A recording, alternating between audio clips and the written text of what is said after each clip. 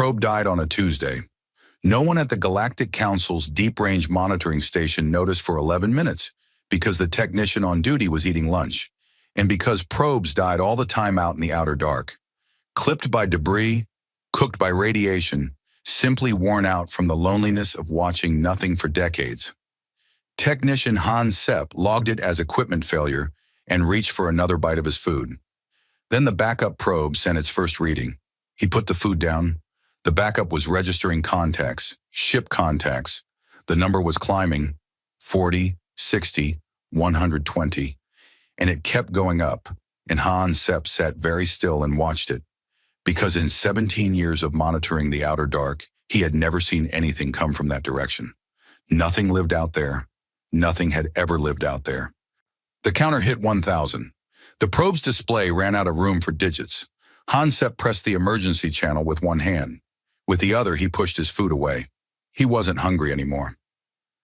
The council chamber of the Galactic Assembly sat on a neutral station at the center of 5 trade routes, chosen 3 centuries ago because it was equidistant from most of the major species and offensive to none of them. It was a practical building, not beautiful, the kind of place where decisions happened because decisions had to happen somewhere. Delegate Pavu had sat in this room for 9 years. He represented the interstitial worlds, small planets, minor species, the kind of political group that mostly existed to fill seats and dilute votes. He was good at his job. He was careful. But he had spent 9 years watching larger powers do what they wanted and learning to live with it. He was not living with what he was looking at now. The main display showed a trajectory line, clean, straight, starting from the outer dark and cutting directly toward a specific patch of space, a small, unremarkable system called Valkyrie, home to a gentle and quietly diminished species that grew medicines and kept records and had spent most of the last 3 centuries trying to recover from what the Keth Dominion had taken from them. The line did not curve. It did not slow. "How many ships?" Pavu asked. The analyst at the board hesitated. That hesitation told him everything. "We stopped counting at 4,000, the analyst said. "The instruments aren't built to handle." She stopped, started again. "We have never needed them to handle numbers like this." 4,000, the largest fleet action in recorded galactic history. The Keth Dominion's campaign against the more collective 60 years ago had used 312 ships. "Who are they?" said a voice from across the chamber. Nobody answered. "Who are they?" the voice said again, louder with the frustration of someone who was used to being answered immediately. That was Chancellor Rockthal of the Keth Dominion. He was tall and broad-shouldered, the kind of figure that filled a room without trying. He had been Chancellor for 20 years. He had never met a question that didn't eventually answer itself to his satisfaction. He did not like this question. "Hail them," he said. They hailed them. The fleet did not respond. They hailed them again. On every standard frequency, in every major language, in the old trade tongue that even dead civilizations had used, in mathematical pulses that any spacefaring species should recognize. Nothing. The fleet moved on its heading, patient, unhurried, like a tide that did not care about the shore's opinion. "Equipment malfunction on their end," Rockthal said, "or a migration convoy, a generation ship group. Send a physical intercept and find out what they are." Pavu looked at the trajectory again. He looked at where the line ended. "They are going to Valkyrie space," he said. "I can see that," Rockthal said. "Do we know why?" "No," Rockthal said. "That is why we are sending an intercept." Pavu nodded. He looked at the line. He looked at the way it didn't curve, didn't search, didn't explore. It went directly to Valkyrie space, the way a hand goes to a scar it has touched 1,000 times in the dark. Like they already knew exactly where they were going, like they had always known. Pavu sat with that thought for a long time and said nothing else. On the Valkyrie homeworld, in a government ministry building that everyone else had quietly left, Elder Thessie sat at her monitoring station and watched the fleet's approach on a screen that was older than most of the junior staff had ever been alive. She was very old. Old enough to remember when the ministry building had been full of people working before the Dominion's long years of pressure. Old enough to remember the harbor. She called it the harbor in her own mind, though it had not really been one. There was no water.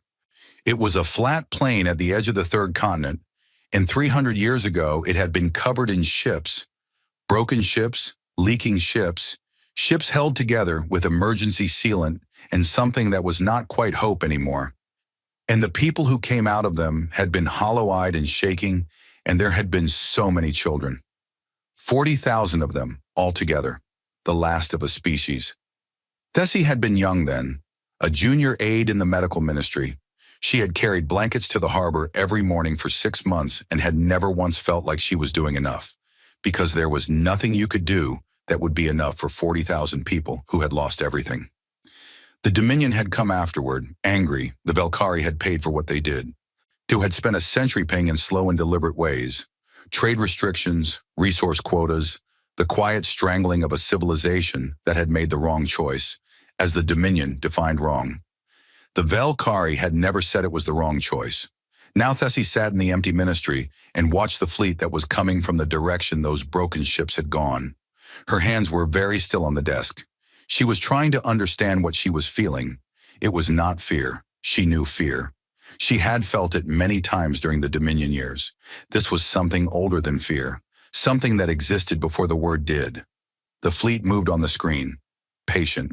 Vast. She did not try to name the feeling. She just sat with it. The intercept fleet the Dominion sent was 41 ships. Not their full force. Rockthal was careful about not appearing alarmed, but more than enough to stop a convoy and demand answers. 41 Keth warships in tight formation was a message. It said, "We are the authority in this part of space, and you will identify yourselves." They moved to intercept in the Shara corridor, a narrow band of navigable space between two thick asteroid fields, a smart place to force contact. The unknown fleet would have to slow or change course, or at minimum acknowledge. At the council station, Pavu watched the Keth intercept team signal on the secondary board. Then the signal stopped. Not disrupted, not jammed, not scattered by static or interference. Just stopped, clean and complete, like someone closing a door. Pavu stared at the blank readout for a long time. Around him, the chamber had gone completely quiet. "The 7th Armada is not responding," the comm officer said, his voice flat in the way voices went flat when they were working very hard not to sound frightened. "What happened to them?" someone said. Nobody answered. The unknown fleet had not changed course, had not slowed, was not showing any new energy readings, no weapon signatures, no expanding debris field, no emergency signals. 41 ships had simply stopped reporting. "Send another intercept," Rockthal said. His voice carried its usual flatness. But his aide, a quiet, precise woman named Vessel, who had worked beside him for 11 years, watched the line of his jaw and said nothing. "Chancellor," Pavu said carefully, "perhaps before we commit send another intercept." Pavu did not push further, and he watched the display. He watched the unknown fleet continue on its heading, unbroken and unchanged, moving toward Velkari space. He kept his thoughts to himself. There were several of them, and none of them were comfortable. The first transmission came 3 weeks after the fleet had emerged from the outer dark. They had reached the edge of Velkari space. The fleet had stopped there, stopped exactly at the border, not 1 meter past it, and held position for 6 hours. They were not drifting, they were holding, with the kind of precision that required active effort and clear intention. Then the transmission arrived. Text only. No voice, no visual, no identification codes, no diplomatic headers, none of the standard opening protocols the galactic community had used for 4 centuries of interspecies contact. Just text. In a dialect of old Velkari script so archaic that the translation systems needed 11 minutes to read it. "We are here to settle accounts. Please advise where you would like us to begin." The chamber read it in silence. Pavu read it twice, then a third time. Rockthal read it and said, "Accounts. What accounts?" Nobody answered him. Pavu was looking at the transmission's timestamp, then looking at the fleet's position, held patient and exact at the Velkari border. He was thinking about the old Velkari dialect, about how old it actually was, about how whoever sent that message had not written it just now, in the moment, looking up old words in a translation file. Someone had written that message a long time ago, had kept it. One had carried it across 3 centuries of dark space and had sent it the instant the moment was right. Not before, not after. The patience behind that hit Pavu like something physical. He sat down slowly. "Who are they?" Rockthal said again, his voice carrying something new in it that he was working to keep out. Something that was not quite the same as his earlier certainty. On the screen, the fleet waited. The answer did not come from the Council's analysts. It did not come from the Dominion's intelligence division, which had been working for 3 weeks and was very quietly not finding anything. It did not come from any of the major powers who had been running identification checks since the probe first stopped counting. It came from the Velkari archives, a young archivist on the night rotation, assigned to cross-reference the old dialect transmission with historical records, found it in under 40 minutes. Found it in a record so old that it had been stored in physical format and only partially transferred to the digital system. A harbor manifest, 300 years old. It listed names and numbers and the condition of each group that had arrived on that flat plain at the edge of the third continent. Species, human. Number of individuals, 40,247. Condition, critical. Notes, survivors of systematic extermination campaign conducted by the Keth Dominion Fleet. Requesting sanctuary, sanctuary granted. The archivist sat with this for a moment, then she sent it up the chain as fast as she could. The chamber, when the information arrived, made a sound Pavu had never heard from it before. It was not shouting. It was not the noise of debate. It was lower than that, more fundamental. The sound a room makes when everyone in it is recalculating the same thing at the same time and arriving at the same answer. Humans. He knew the history. Everyone knew the history. The way people know about things that happened long before they were born and far from anything that touched them directly. The Keth Dominion had moved against humanity 3 centuries ago. A small species on a small cluster of worlds. Not powerful, not considered important, deemed an obstacle to Dominion expansion plans. The campaign had been efficient. The worlds were taken. The people were... Gone was the word the histories used. Not dead, not destroyed, just gone, into the deep dark. The Dominion had not sent ships after them into unmapped space. It had not been worth the fuel, what the official history said. 3 centuries. Pavu looked at the fleet on the screen. 4,000 ships. More. The instruments still could not get a firm count. He thought about what 40,000 people became in 300 years. If they were committed enough, if they were patient enough, if they had nothing else to do and every reason to do it. He looked at the blank readout where the Dominion's 41 ships had been. He thought he was beginning to understand several things he had not understood before. Rockthal was standing at the front of the chamber, very still. His aid vessel stood behind him and to the side, and her expression was doing something careful and controlled. "They are a dead species," Rockthal said. His voice was steady. "They have ships, yes, more than expected. But the major powers of this council, while united could... Chancellor." Pavu kept his voice level. 41 ships entered the Shera corridor. We have heard nothing from them since. A system malfunction? Nothing, Pavu said. Not one signal. No debris. No emergency beacon from a single crew member on any of those 41 ships. Nothing. The chamber was very quiet. Rockthal looked at the display, at the fleet sitting patient and enormous at the Velkari border, at the clean, polite text of the transmission still visible on the secondary screen. He said nothing more. Pavu noticed that Rockthal's aide had been looking at her own small screen for the past several minutes with an expression that was not quite fear, but was close enough to it that the difference did not matter much. He did not ask her what she was reading. He did not think he wanted to know. Hedernum.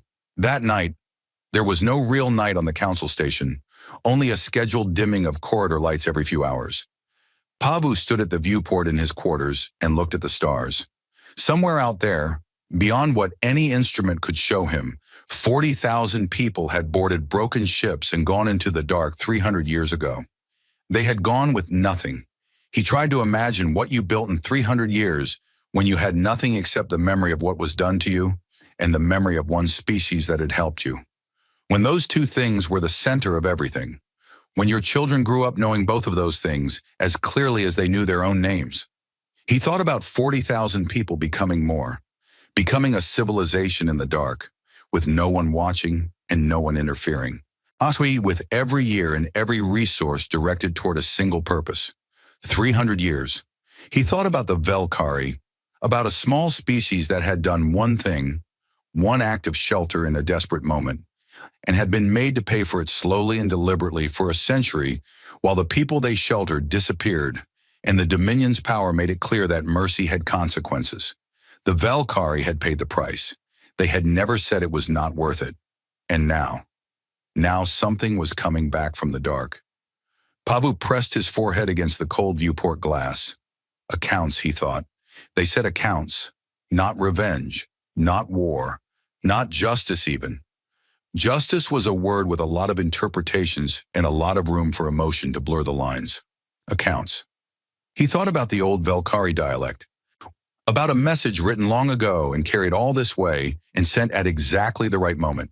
He thought about the 41 ships and the clean, complete silence where their signals used to be. Someone has been keeping very careful records, he thought, for a very long time. And now they are here, and they know exactly where everything stands. The stars were very still outside the viewport. In the morning, everything would begin.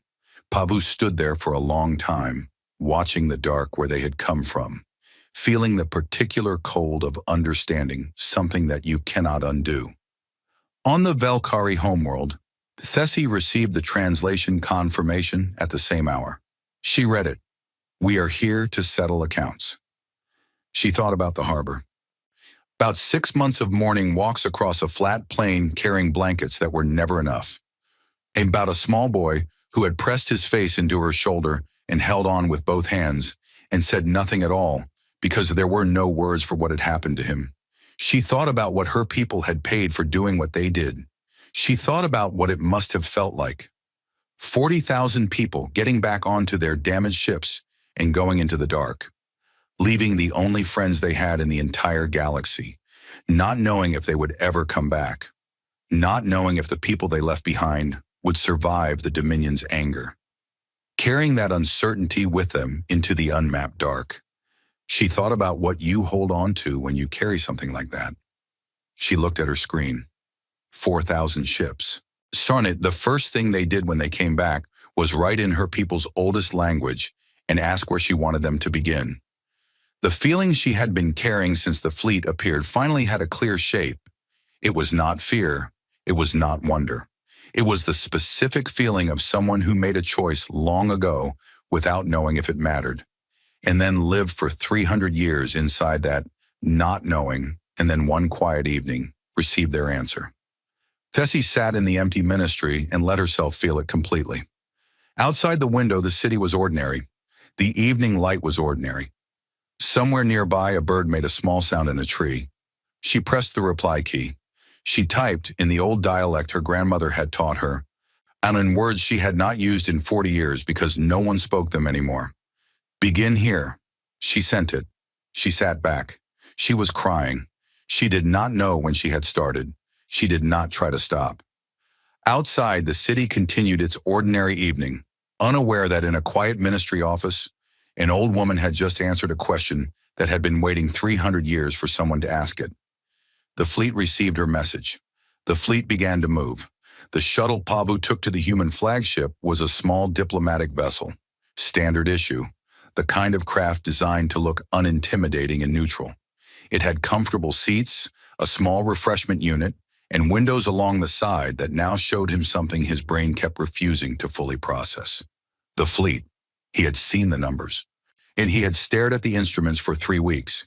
He had heard analysts read out figures that had no historical comparison.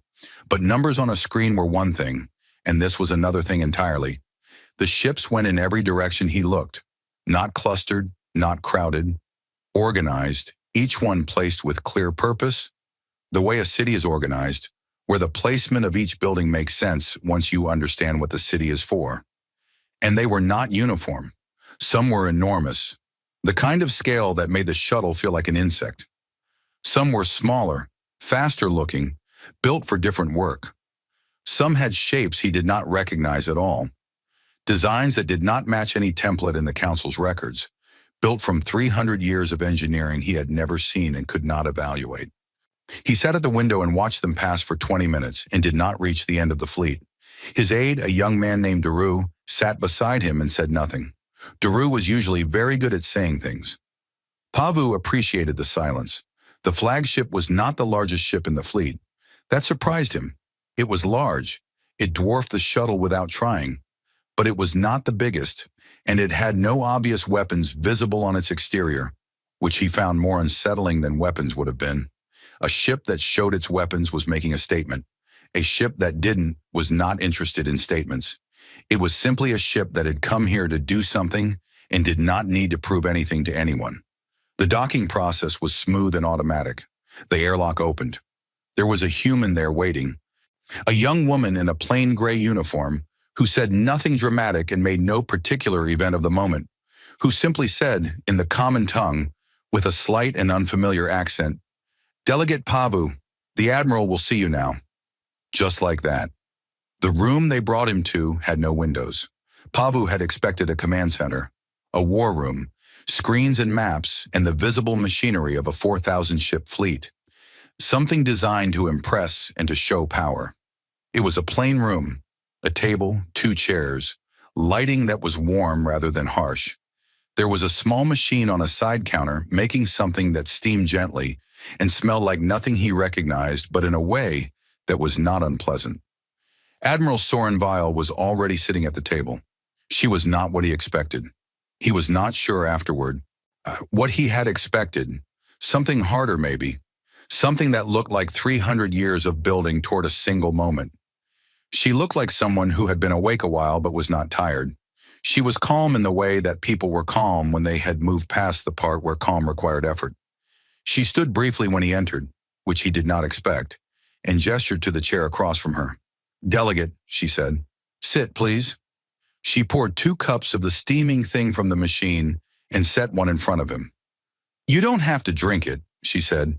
"I don't know if it suits your biology, but it's warm, and this is a first meeting, and it seemed appropriate." Pavu sat. He looked at the cup. He looked at her. "Admiral," he said, "I represent the Galactic Council. I need to ask." "You need to ask a lot of things," she said, not unkindly. "You've been trying to reach us for 3 weeks." You did not respond. "No," she said. "Why not?" She considered this. It did not seem like a difficult question for her, just one she was deciding how much to answer. "We had nothing to say to the council yet," she said. "We had something to say to the Valkyrie. We said it. They answered. Then we were ready." "Ready for what?" She reached under the table and placed an object between them. A ledger, physical, bound in something dark and slightly worn at the corners, the way things got worn from being handled regularly over a long time. It sat on the table between them, and it was the most ordinary-looking object in the room, and somehow the most important. Pavu looked at it. "What is that?" he said. "An accounting," she said. "Of everything." She did not open it immediately. She drank from her cup and let him look at the ledger. He did not touch it. He was not sure he wanted to. "Every species in the council has an entry," she said. "Every interaction our people had with every species, going back to first contact and forward through today.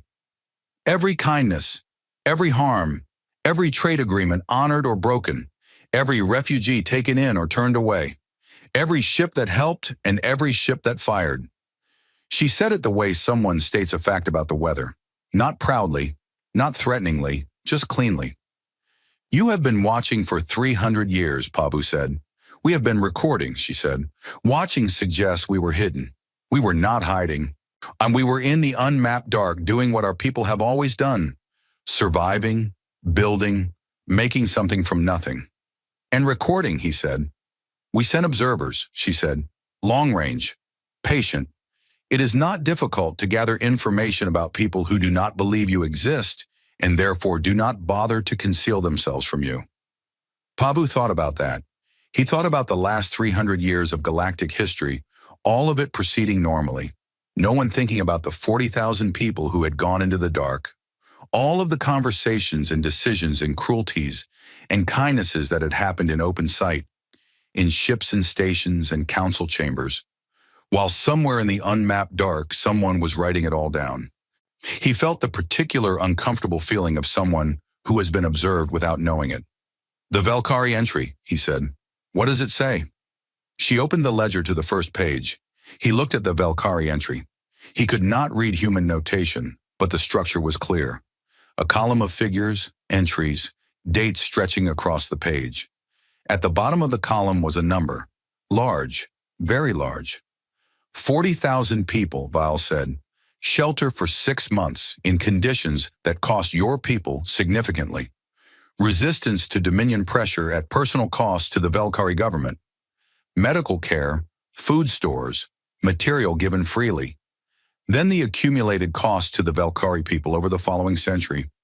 The trade restrictions, the resource extraction, the systematic economic damage the Dominion imposed as punishment for what the Valkyrie did. She turned a page. "We include that," she said. "What it cost them to help us. What they lost because they helped us. That is part of the debt." Pavu was quiet. "You include what was done to them because of you," he said. "If you shelter someone and they bring you harm in doing it," she said, "and you knew that was possible and did it anyway, then the harm is part of what they gave." "Yes." Pavu sat with that for a long moment. "The Valkyrie entry is at the front," he said. "Yes," she said, "because they are first. Because everything else in this ledger comes after them," she said. "Everything we built because of 6 months on a flat plane at the edge of their third continent. That is the first entry because it is the foundation of all the others." The room was quiet. Pavu picked up his cup and drank from it. It was warm and slightly bitter and not bad at all. "What does the council's entry say?" he asked. She turned several pages and found it without hesitation. He looked at the numbers. He could not read them, but the column was not as long as the Valkyrie entry. It was not deep red, which he had begun to suspect might indicate debt, but it was not empty either. "Neutral to modest positive," she said. "The council provided passage to several human refugee ships in the early years, before the Dominion made its position clear. After that, the council stopped providing passage. The Dominion pressured."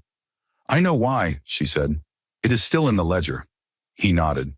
That was fair, and he knew it was fair. "You are not here to harm the council," he said. "We are not here to harm anyone," she said. "We are here to settle accounts. Those are very different things." "And the Keth Dominion's entry?" She did not turn to it immediately. She looked at him steadily. "The Dominion's entry," she said, "is in the back." She picked up her cup. "There is a reason we put it in the back," she said. Pavu thought about the 7th Armada, about the blank readout, about 41 ships in complete, clean silence. He did not ask her to turn to the back. "I want to be clear about something," Val said. "We did not come here to fight. We have not been preparing for a war." Pavu looked at the fleet visible in every direction outside the ship. She understood what his silence meant. "We prepared for the possibility of a war," she said, "if someone chose to start one with us. That preparation took the same amount of time and resources as what we actually came here to do, which is settle accounts. The difference is that what we actually came here to do is almost finished." "Almost," Pavu said. "The Valkyrie repayment is large," she said. "It will take time to deliver properly. We want it done correctly." "What form does it take?" She told him. He listened for a long time. His aide Daru, sitting quietly in the corner of the room, had stopped writing things down somewhere in the middle and was simply listening with his mouth slightly open. It was not weapons, not territory, not political leverage or military support, or any of the things that constituted power in the galaxy's current language. Fine, it was everything the Valkyrie had lost, calculated precisely, returned in full. Infrastructure, technology, biological and medical knowledge accumulated over 3 centuries of isolated development. Agricultural systems, energy architecture, educational materials, population support frameworks. "You built all of this," Pavu said, specifically to give it to them. We built much of it for ourselves, she said. We are giving them the equivalent of what was taken. The equivalent, he said. How do you calculate? Very carefully, she said, and for a very long time. The room was quiet again. Outside, the fleet drifted in its organized calm.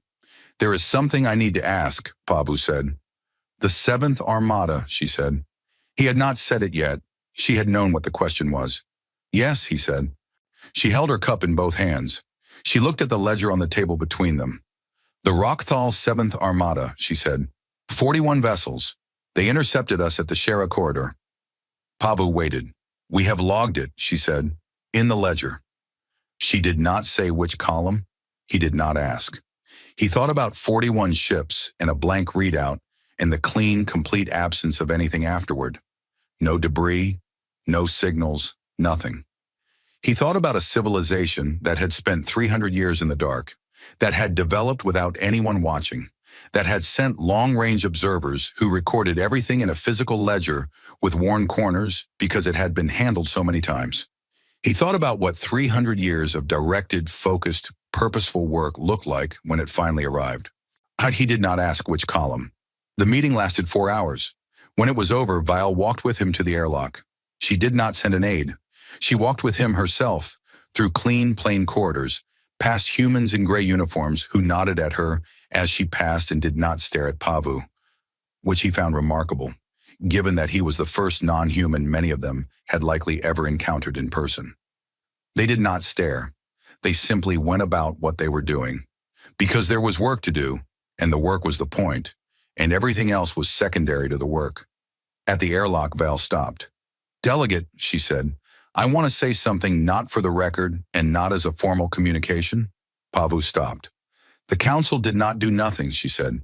In the early years, before the Dominion made its position fully clear, there were small things, ships that looked away, authorities that processed transit documents very slowly and asked no questions, small things done by individuals at some risk to themselves. She looked at him. We know who they were, she said. Those entries are in the ledger too. Pavu thought about 9 years in a council chamber, about his own world's history, about whether his own people had an entry and what column it was in. We are not only here to collect debts, Vile said. The ledger works in both directions. She put out her hand, the human gesture, open palm, which he knew from cultural files but had never experienced firsthand. He took it. Her grip was firm and brief and entirely ordinary. We will be in touch, and she said. Well, he nodded and stepped through the airlock. In the shuttle, on the way back to the council station, Doru sat beside him for a long time without speaking. She knew about the Seventh Armada before we asked, Doru finally said. She had the name and the number already. Yes, Pavu said. She knew we would ask. She knew everything we were going to ask, Pavu said. She has known for a very long time what this conversation would look like. Doru was quiet. She poured you tea, Doru said. She poured something warm, Pavu said. She said she didn't know if it suited my biology.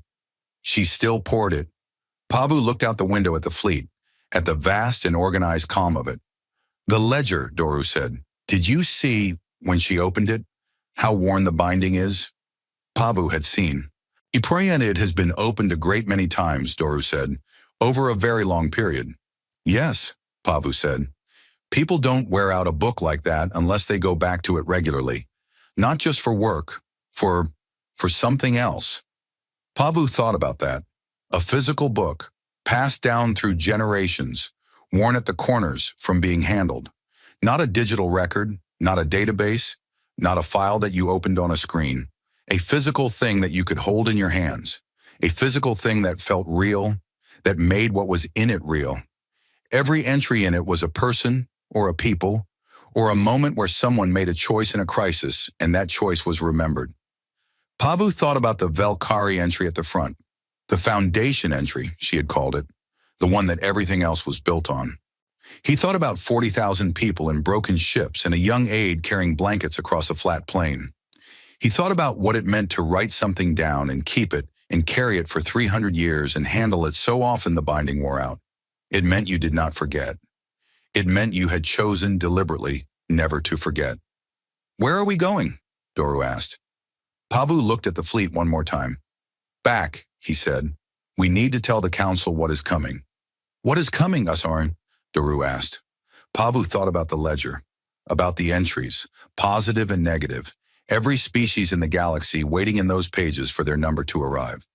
Their bill, he said. He turned away from the window. Or their gift, he said. Depending on what they did. The Galactic Council's emergency session lasted 11 hours. Pavu sat through all of it. He sat through the parts where people shouted. He sat through the parts where people pretended to be calm and were not. He sat through the long, diplomatic performance of several species who were clearly doing mental arithmetic about their own entries in a book they had never seen and did not know the precise contents of. He presented his report from the meeting with Admiral Vile. He read from his notes. He answered questions. Most of the questions were about the 7th Armada. He told them what Vile had told him, that the Armada had intercepted the human fleet at the Shera corridor, that it had been logged in the ledger. He did not tell them which column it was in because she had not told him, and he did not tell them his own conclusion about which column it was in because he was not yet ready to say that out loud in a room full of people who would react badly to it. He sat through 11 hours of the council trying to decide what to do. They did not decide anything. This was not unusual. The council frequently took multiple sessions to decide things. It had a process. The process was designed to ensure that everyone was heard and that decisions were reached with full consideration. The process was not designed for 4,000 ships already sitting in Velkari space, already beginning to do things. On the morning of the second day, 3 things happened at approximately the same time. The first thing, a human envoy arrived at the Ha'an homeworld. The Ha'an were a small species, unremarkable in most respects, known primarily for their medical knowledge and their strong cultural tradition of offering aid to travelers. 40 years ago, a human exploration vessel had been damaged by a debris field near Ha'an space.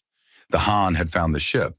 There had been 11 surviving crew members in poor condition. The Ha'an had brought them aboard, had treated them, had sent them on their way. No record of the incident existed in the Council's files because it had been a private act. One small species' natural hospitality, not worth documenting in official channels. The human envoy who arrived at Ha'an was young and polite and arrived in a small ship, alone. She met with the Ha'an Science Ministry and handed over a data package. The ministry spent 6 hours going through its contents. It was 3 centuries of human pharmaceutical research. Biology, chemistry, disease treatment, genetic medicine, everything they had developed in isolation, translated into Ha'an notation and organized clearly for easy use. Not a promise of future sharing, not a trade proposal. Delivered, complete, without conditions.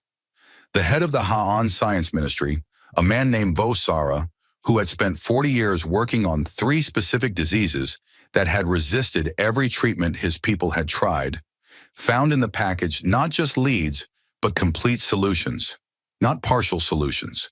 Complete ones worked out in full. He started crying at his desk. His assistant asked if he was all right. He could not explain quickly enough what he was looking at, so he just said, "We have been trying to solve this for 40 years. And, his assistant said, and they solved it, he said, 30 years ago. And then they brought us the answer. The assistant looked at the screen. Why? She said.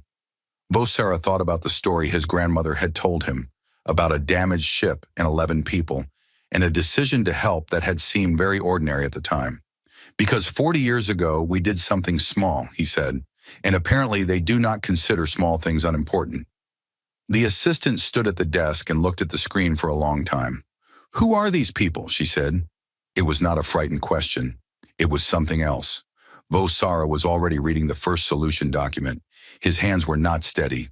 I don't know, he said, but I am very glad they exist. The second thing that happened that morning, a human envoy arrived at the borders of Velnari space. The Velnari were a border species, medium-sized, competitive, with a history of territory disputes and a political culture that prized strength and decisive action. 100 years ago, during a confused and badly documented skirmish in a disputed zone, 11 humans had been killed by Velnari forces. The Velnari records listed it as a defensive engagement against unknown vessels in claimed territory. The human records, it turned out, listed it differently. The envoy was polite, professional. She met with the Velnari Border Council and presented a sealed document. The Border Council opened it. Inside was a bill, itemized, precise. 11 individual accounts, each calculated separately, with entries for each loss, direct harm, lost future contribution, compounded across a century. Then a second section, the cost to the families, to the mission, to the broader effort. It was not a large bill by the standards of the Han delivery or the Velkari repayment. It was a specific, measured, careful document. At the bottom was a line that said, "Proposed settlement options are as follows." The proposed settlements were all things the Velnari could actually do, resources they could provide, technology they could share, actions they could take, nothing impossible, nothing designed to humiliate. The Border Council sat with the bill for several hours. When the galactic press contacted them, word had spread quickly. The council spokesperson came out and made a short statement. "We have received a document," she said. "We are considering our response." A reporter asked what was in the document, and the spokesperson paused. "It is fair," she said. She said nothing else and went back inside. The third thing that happened that morning became the most watched broadcast in the history of galactic communications. The Ha'an Science Ministry's Vosara gave a brief statement to a small regional news service that was not even particularly well known. He was not good at speeches. He was a scientist, not a politician. He stood in front of his desk with the data package still on the screen behind him and talked for about 4 minutes in a plain and slightly stumbling way about what had been delivered and why. He said that 40 years ago, his people had helped someone who was hurt. He said it had seemed like a small thing at the time. He said that apparently it was not small to the people they had helped. He said that what had been delivered to his ministry that morning would save lives, many lives, lives that would have been lost without it. He did not editorialize. He did not make it dramatic. He just said what happened. The broadcast reached the Galactic Council's main information network within 2 hours because a council staffer happened to see it and forwarded it. Within 4 hours, it had been picked up by every major news service in the assembly. Within 6 hours, it had been translated into every language the network supported.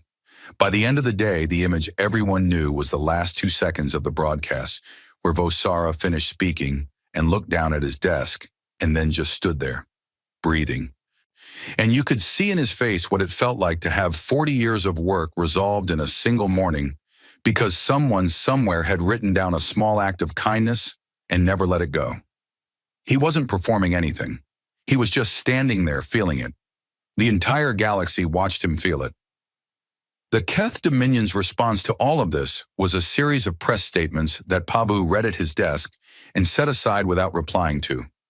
The statements said various things: that the human presence was illegal under Council transit regulations, that the technology transfers were a violation of standard intellectual property frameworks, that the so-called debt ledger was a unilateral document with no standing under galactic law, that the Dominion was prepared to take whatever steps were necessary to protect galactic order. Pavu set each statement aside. He noticed that the statements did not mention the Seventh Armada. He noticed that the statements did not say specifically what steps the Dominion was prepared to take, or how exactly they proposed to address 4,000 ships already operating freely in Velkari space. He noticed that each statement was slightly shorter than the one before it. On the fourth day, Chancellor Rockthal called an emergency meeting of the Dominion's military high command. Pavu knew this because Rockthal's aid vessel had sent him a quiet and carefully worded message, asking whether it was too late for the Dominion to put in a request for a bilateral meeting with Admiral Vale. It was the first time in 9 years that anyone from the Dominion had asked Pavu for help with anything. He forwarded the request to the human fleet's communication channel.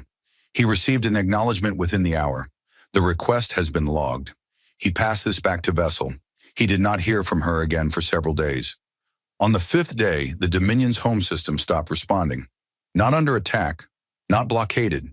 The shipping lanes around it were open. The communication channels were active.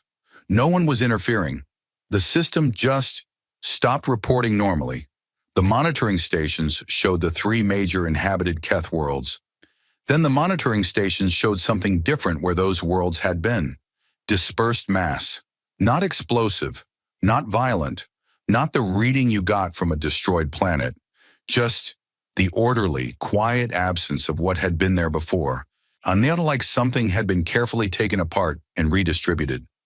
It took the Council's analysts 6 hours to confirm that no one had died. The Keth population, all of it, every person from all three worlds, had been relocated. To which worlds and by what method was not immediately clear. The relocations had clearly taken significant planning and significant time. The infrastructure was gone. The cities, the industrial complexes, the military production facilities, the administrative centers. Gone. Cleanly, methodically. Like someone had looked at the ledger entry for the Keth Dominion and decided that the settlement did not need to involve casualties, but also did not need to involve the perpetuation of the apparatus that had caused the harm. The council chamber, when this was confirmed, was not noisy. Hold on, it was the opposite of noisy. It was the silence of a large group of people thinking the same thing very hard and not wanting to say it first. Pavu said it. They relocated the Keth population before they dismantled the infrastructure, he said, which means the relocation was planned first, which means all of this, he gestured at the display, was the plan. He looked around the room. How long does it take, he said, to relocate an entire species? 3 species worth of population, all 3 Keth homeworlds, and do it without a single casualty? The room was quiet. Longer than 3 weeks, he said. Longer than the time since the fleet appeared. He let that sit. They planned the Keth settlement long before they arrived here, he said. They knew what the Dominion would do. They knew the Dominion would send the 7th Armada. They knew the Armada would intercept them. They had the Keth relocation already in motion before we ever saw their fleet on our instruments. The silence in the room was now a specific kind of silence.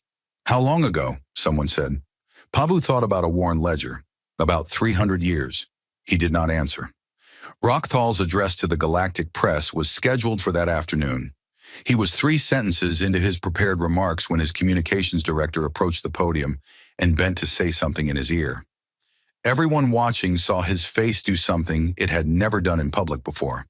He stopped speaking. He stood at the podium for 4 seconds without speaking. Then he stepped back from it and walked off without another word. The communications director stared at the podium for a moment. Then she followed him. The press release issued later that day said the address had been postponed due to an administrative scheduling conflict. On the same day, the Dominion's 14 outer colonies filed simultaneously for Council Protectorate status. Pavu read the 14 filings in his office. They were almost identical in structure, which told him they had been prepared in advance by people who had expected to need them. He sat at his desk and thought about that. About Keth citizens on the outer colonies who had apparently been ready for this possibility, who had had the paperwork prepared, who had been watching the ledger numbers in their own way, with their own quiet calculation. Huyingen had made their own decisions about what the arrival of the human fleet probably meant for the Dominion's future. He thought about what it meant that ordinary Keth citizens had seen this coming when their own chancellor had not. He filed the Protectorate requests and copied them to the relevant administrative departments.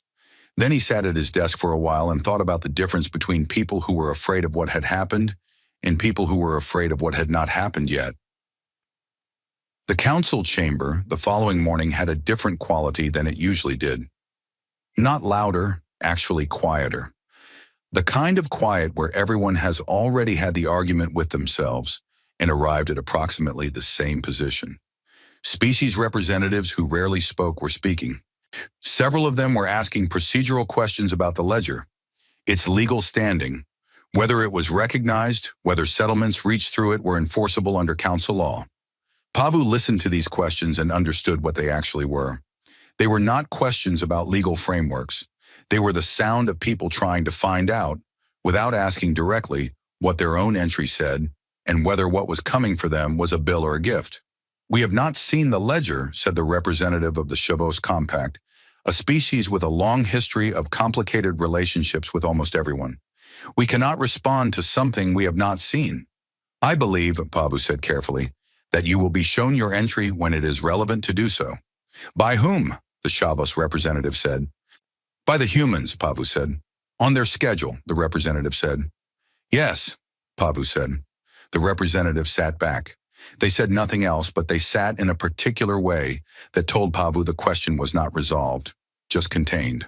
That was how the whole chamber felt. Contained. Things held in and behind doors and not quite said out loud. He thought about the Velnari spokesperson. It is fair, said quietly as though surprised, as though fairness was not what had been expected, and the surprise of it was hard to process in public. He thought about Vosara standing at his desk with 40 years of impossible problems suddenly resolved behind him. He thought about the Ha'an families who would live because of what had been delivered, about the specific diseases, about the complete solutions. The council chamber talked for 7 hours and reached no formal resolution.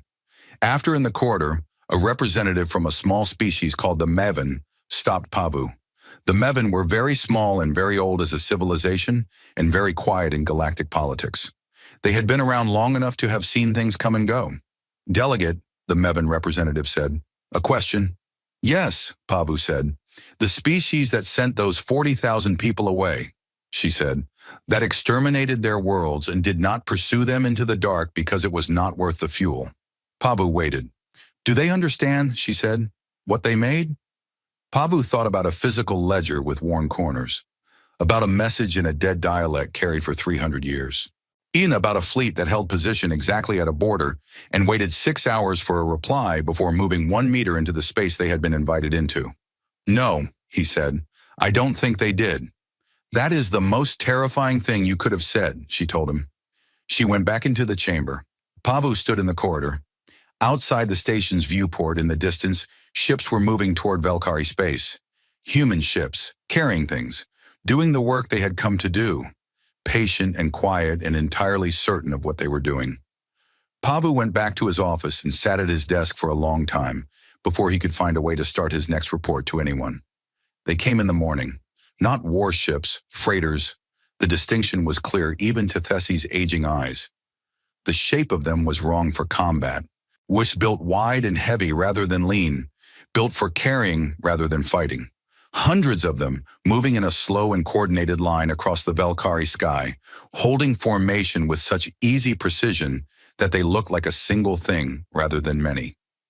Thessie stood at the window of the ministry building that had been her post for 60 years and watched them come in through the atmosphere.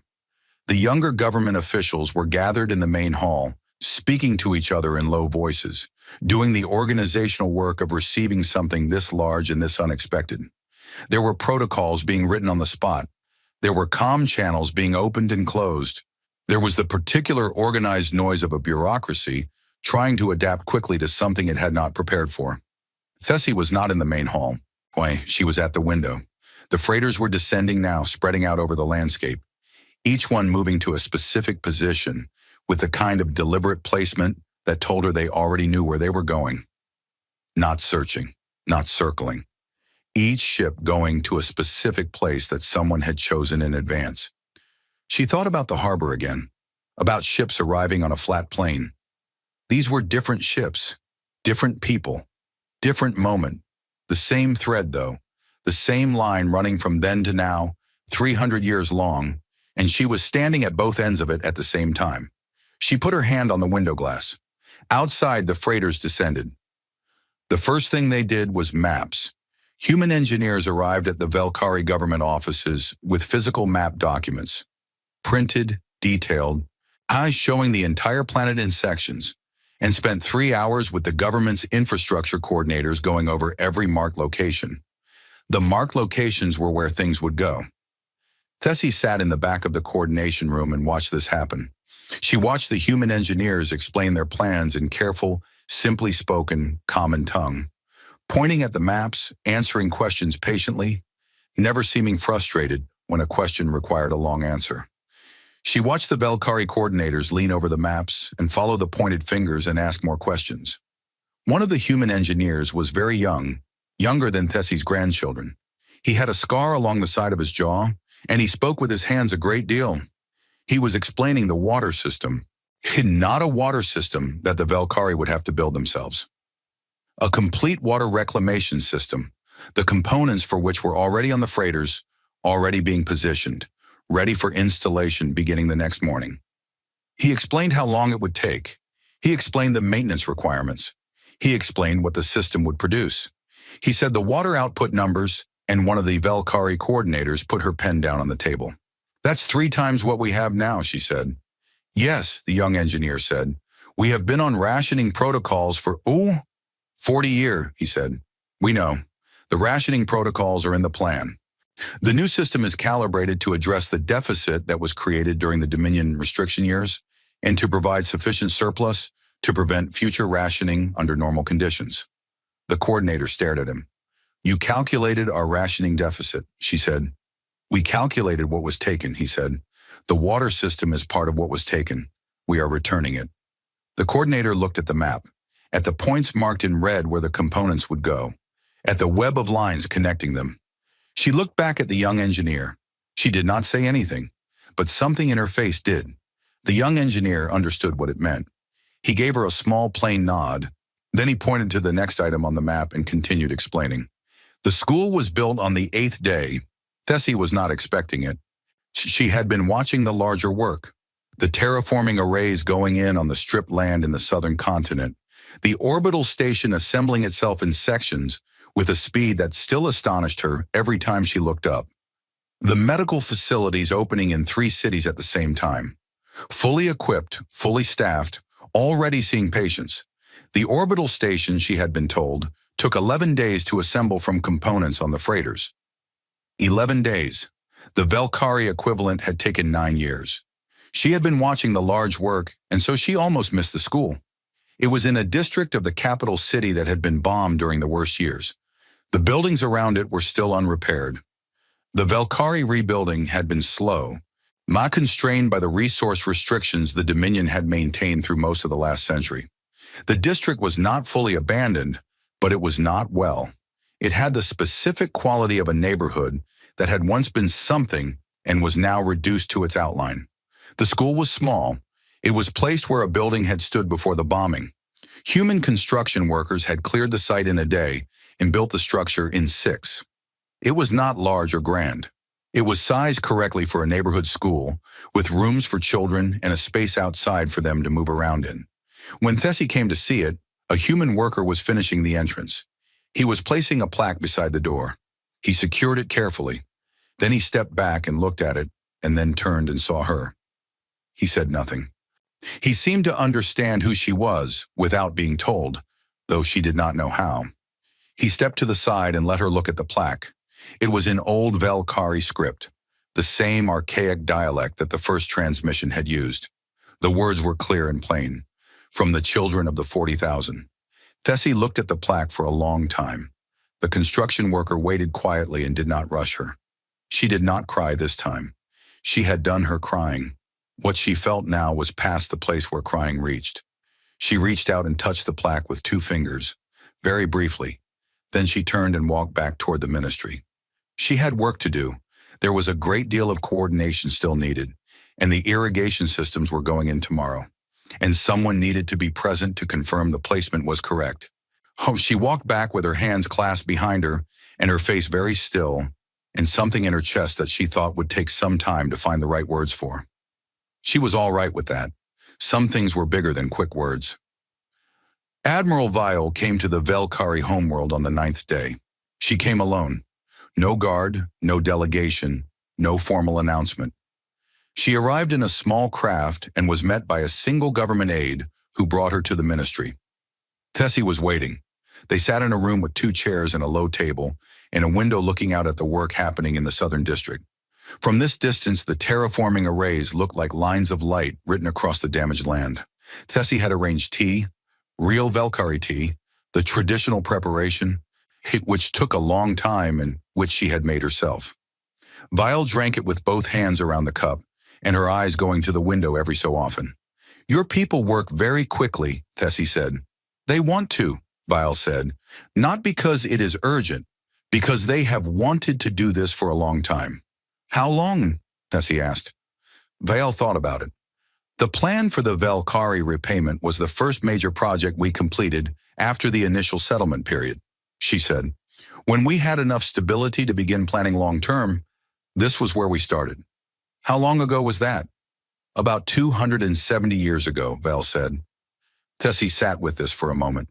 You have been planning this for 270 years, she said. Planning and building, Val said. We kept revising the plan. As we learned more, as our capabilities grew, we wanted to get it right. She looked at the window, at the lights on the broken land. We wanted to return what was actually taken, she said. Not a gesture, not a symbol, the actual amount, the actual things. It took time to calculate correctly. Tessie thought about a people in the dark, developing, growing, calculating, taking the time to do it right, because if you were going to do it, you did it right. Because a careful debt deserved a careful repayment. The school, Tessie said. Yes, Vale said. Where did the children of the 40,000 go? After they left here? Dark space, Vale said. We called it the Reach, a system of 6 worlds, unmapped, well away from the transit lanes. We built there. On 6 worlds, Vile said. We have more now. The Reach expanded. How many people? Tessie asked. Now, Vile looked at her cup. More than we arrived with, she said. It was not really an answer. Tessie understood it was not meant to be one. Not yet. That number, whatever it was a piece of information the galaxy would receive when it was useful for the galaxy to receive it. Can I ask you something? Tessie said. Yes, Vile said. Were you always going to come back? Val looked out the window for a long time. The lights of the terraforming arrays moved slowly across the damaged landscape. We built our first ship, she said, and named it after your world. She was quiet. We built our second ship and named it after your capital city. She looked at Tessie. After that, she said, it was not really a question. The room was quiet for a while after that, and not uncomfortably, the kind of quiet that comes when something important has been said and both people are letting it settle. Later, Tessie walked with her across the city, not a formal tour, just walking. Vielle had asked if she could see it, the real city, not the areas under active construction. Tessie had understood.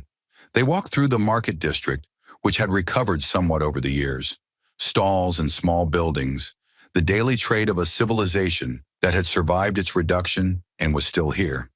People moved around them, and some of them recognized the sea and nodded, and a few saw the human with her and looked, but not with fear. Something different. Something that had been shifted by 9 days of freighters and work, and a young engineer explaining water rationing deficits as if they were simply a problem with a solution. The Dominion, Tessie said as they walked. She did not phrase it as a question. It was just a word. Vale walked for a moment. Yes, she said. I heard about the homeworlds, Tessie said, that no one was hurt. We were not here to hurt people, Vale said. We have never been here to hurt people.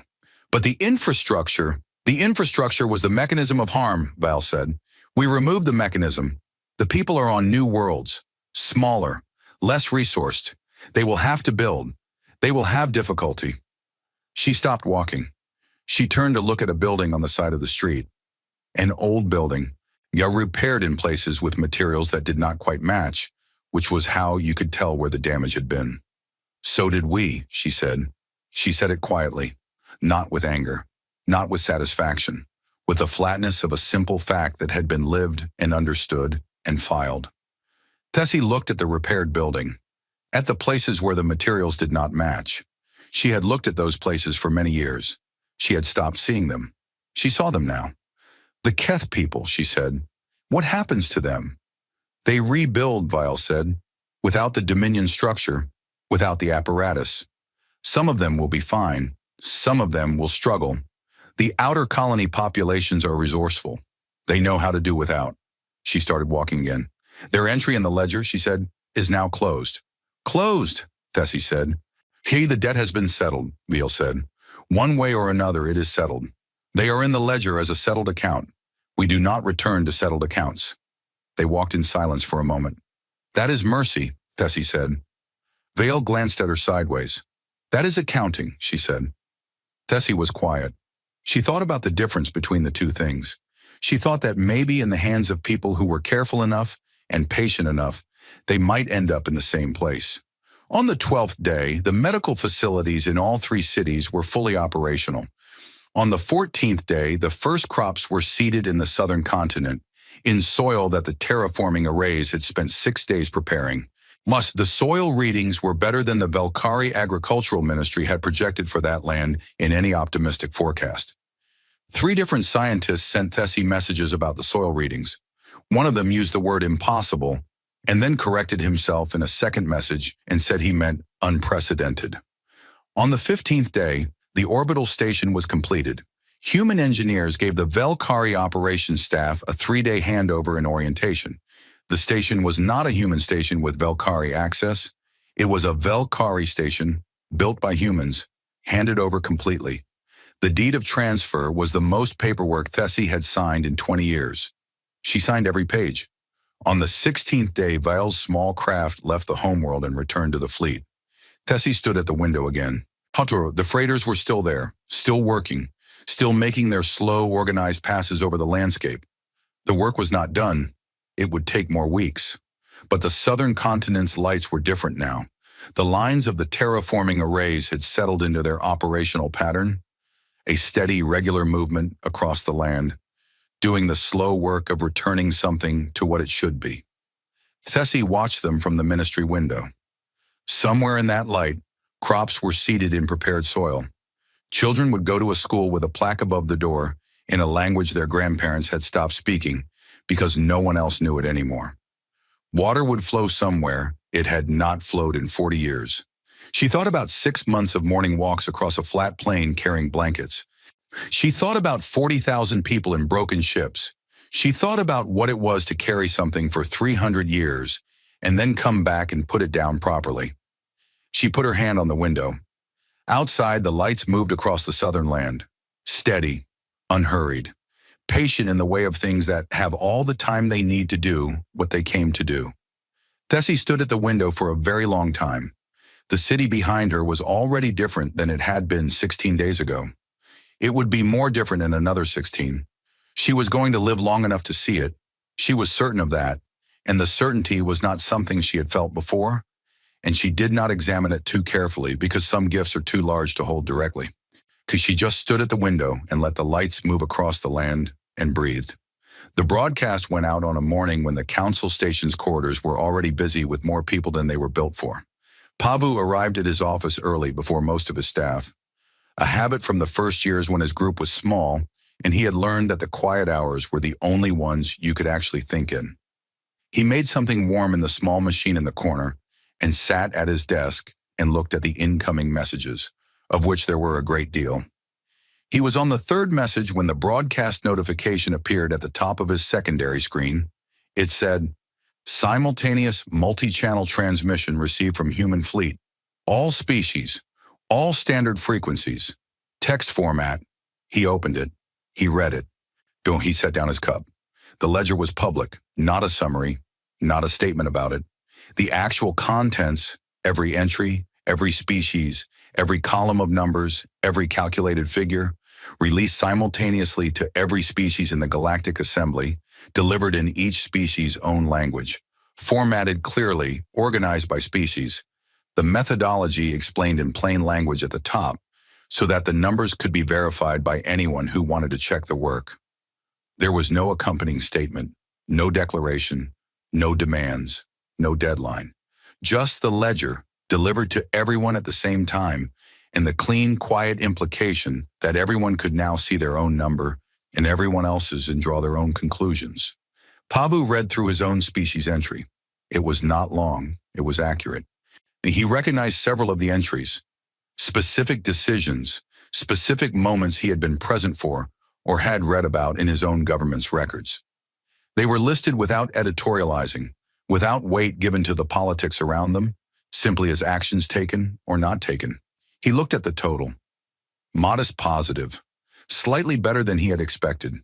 His own world had, apparently, quietly done a few things right over the years that were in the ledger and not in their own official histories. He sat with that for a moment, the strange experience of being seen more completely than you knew. He thought about every other species representative on this station reading their own entry at the same moment. He thought about the private calculations being done in offices all across the council. He thought about what it meant to have your history summarized by someone who had no political reason to soften it. He thought, they did not have to make it public. They had already started delivering on the positive entries. The Haiyan delivery had happened. Other deliveries had happened quietly in the weeks since, to species with positive numbers. The negative entries, the Velnari bill, and others, had been presented to those species privately. Making it public was a separate choice. He thought about why you would make that choice. So everyone knows, he thought. So the positive entries are acknowledged publicly, not just received quietly. So the negative entries carry a weight that private billing does not. So every species in the galaxy can see the full picture and understand that the ledger is not a political tool. It is simply what happened, written down. The most powerful statement was not the debt collection, it was the transparency. This is what your history looks like when someone recorded it honestly, the broadcast said, without saying it. You may disagree with the methodology, you may dispute specific entries, but the methodology is there for you to check, and you will find it is sound. Pavu's comm system began making noise, every channel simultaneously. He let it make noise for a while, and finished his warm drink, and read through several other species entries in the ledger before he started answering. The council session that afternoon was not 11 hours. It was 3. 3 hours was all it took, because the release of the ledger had changed the shape of the conversation. People had stopped asking what was in it, and they now knew. The question was what to do with what they knew, and that question turned out to have a fairly clear answer once the noise cleared. The Velnari settlement had been agreed and signed that morning. The Velnari Council had been sitting on the bill for 3 weeks, and the public release of the ledger apparently resolved whatever hesitation had remained. 2 other species with negative entries submitted their proposed responses before the session began. Both proposals were measured and realistic, built around the settlement options the human envoys had offered, not improvised panic. Both proposals had clearly been worked on for some time. People were ready, Pavu observed, had been getting ready. The ledger's public release had simply removed the last reason to keep the preparations private. 3 hours, a record. And at the end of the session, Pavu proposed that the council formally invite a human representative to address the assembly. The motion passed by a significant margin. He sent the invitation to the human fleet's communications channel. He received a reply within the day. The invitation has been received and logged. A response will be provided. Not yes, not no. Logged. He understood by now that this was how they communicated intentions. Nothing was said that was not meant. Nothing was promised that was not certain. The word logged meant it had been received and would be addressed when addressing it was appropriate. He put it in his notes and moved on. On a neutral world in the outer reaches of Dominion-adjacent space, a young woman named Mira was watching the broadcast from a small apartment that overlooked a gray and unremarkable city. She was 23 years old. She worked in a records office. She had done this work for 2 years since finishing her studies, and she was good at it. Her real name was Mira Rockthal, but she had not used that name in public for 3 years, since her grandfather died, since the weight of it had stopped being something she could carry everywhere she went. She was watching the broadcast of the ledger's release. She had been watching everything related to the human fleet since they appeared, the way you watch something that was coming toward you and might or might not be coming toward you specifically. The Dominion entry was near the end of the ledger. It was long. She did not read all of it. She had grown up in the Dominion's administrative class. She knew enough of the history to understand the general shape of what the numbers meant. She did not need to read every line to understand it. She looked at the total at the bottom of the Dominion's entry. She sat with it for a long time. Then she closed the broadcast and went to work. She worked her regular shift. She filed her regular records. She had a meal in the office's small eating area with 2 colleagues who were also watching coverage of the broadcast and who talked about it in the careful way people talked about large things they did not know how to hold yet. She came home. She sat in her apartment and thought about her grandfather, about the things she had been told as a child and the things she had understood much later, as an adult, in the way understanding often worked. Not arriving all at once, but settling slowly over years, until one day it was just something you knew and could not unknow. She had spent 3 years building a quiet life under a different name. working in a records office, being ordinary. She had 3 weeks ago begun writing a message, had not sent it, had rewritten it several times. Tonight she finished it. It was not long. It asked one question. She sent it to the Human Fleet's communication channel, the public one that was listed in the diplomatic record. She did not expect a reply. She received an acknowledgement within the hour. Your message has been received. 3 days later, she received a follow-up.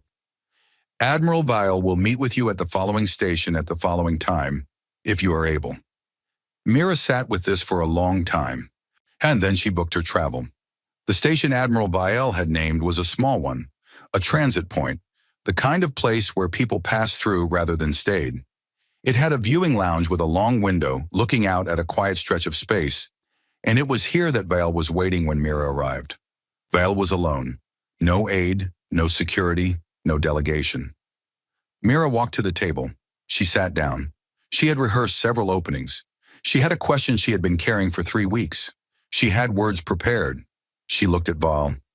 She said, "What happens to the negative numbers?" Weil looked back at her. She looked at Mira the way she looked at things, completely without hurry. Mira had the specific experience of being seen clearly by someone who was not deciding what to do with what they saw, just seeing it accurately. And the silence lasted a few seconds. It was not a hostile silence. It was the silence of someone who understood precisely what was being asked. "You're not the Dominion," Vale said.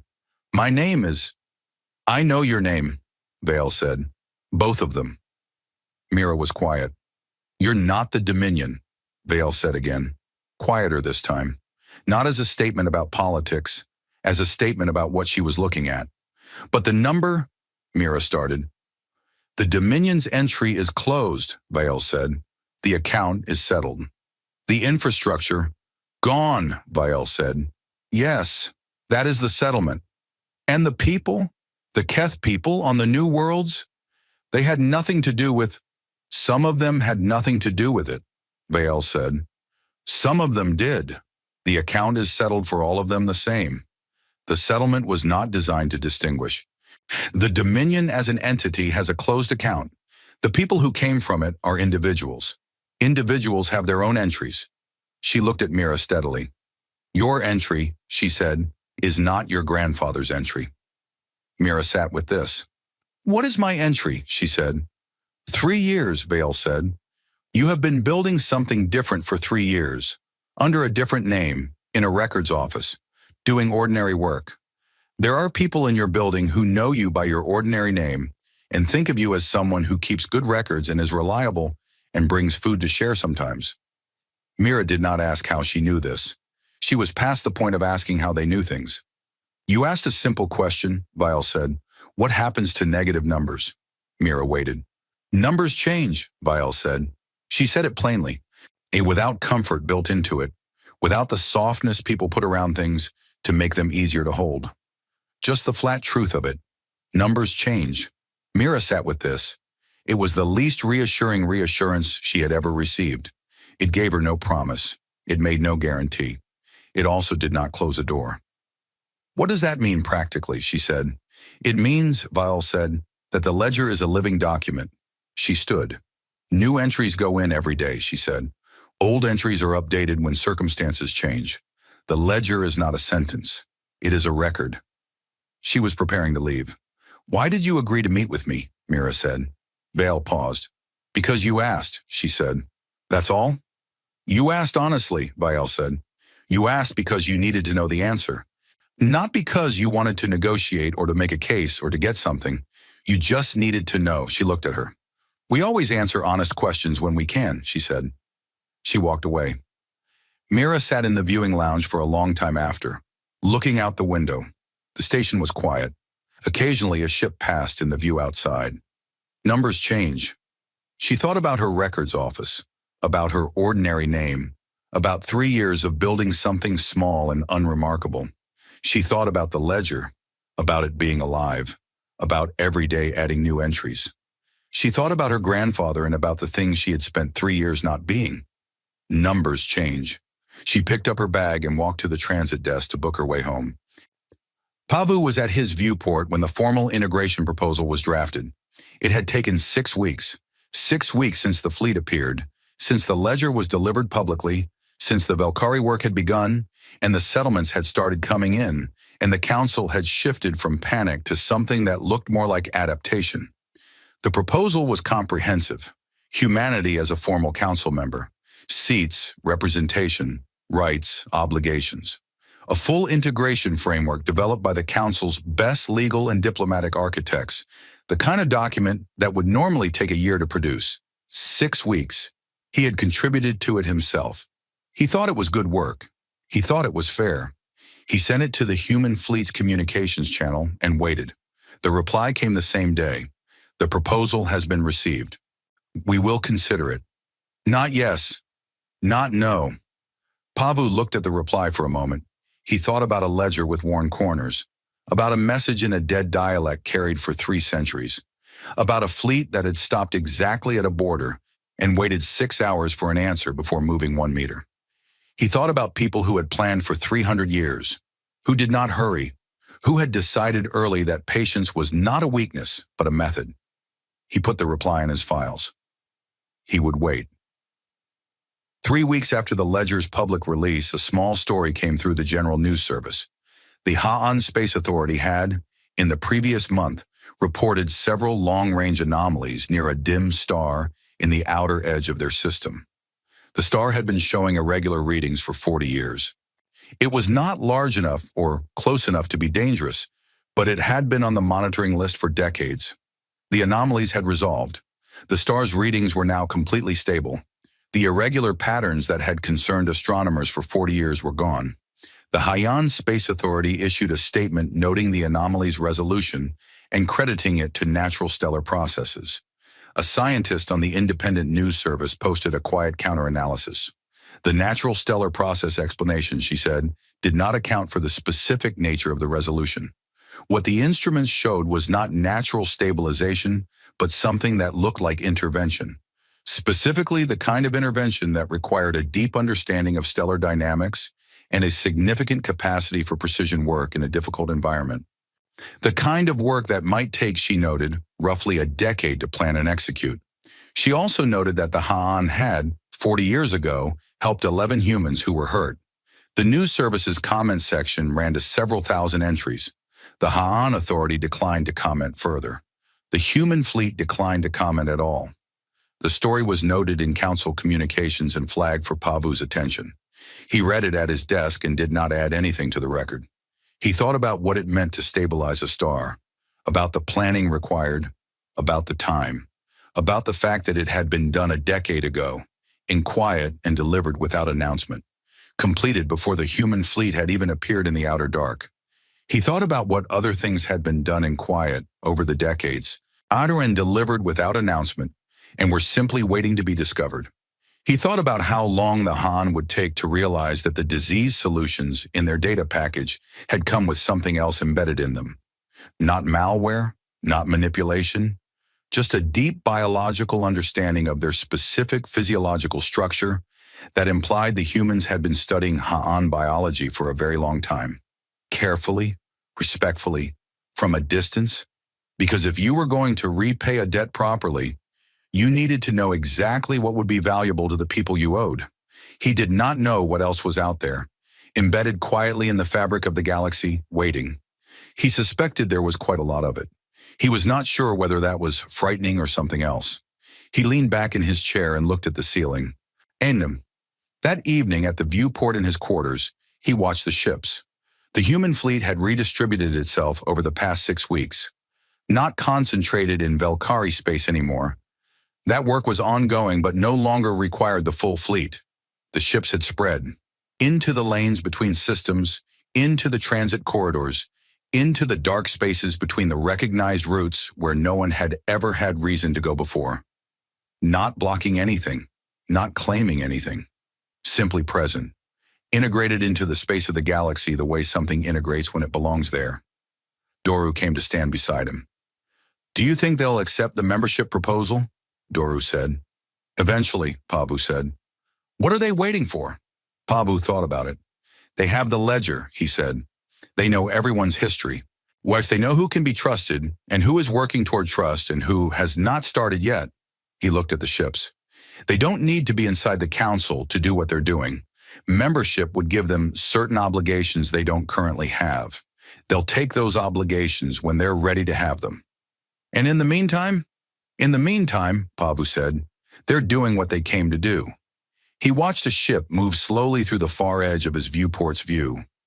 Large, unhurried, going somewhere specific with the certainty of something that has already decided where it is going. Do you think they'll stay? Doru said. Permanently, in galactic space. Pavu looked at the ships. He looked at the Velkari lights, visible as a faint glow at the edge of his view. The planet already different than it had been 2 months ago, already becoming what it should have been, all the quiet restitution of a careful debt.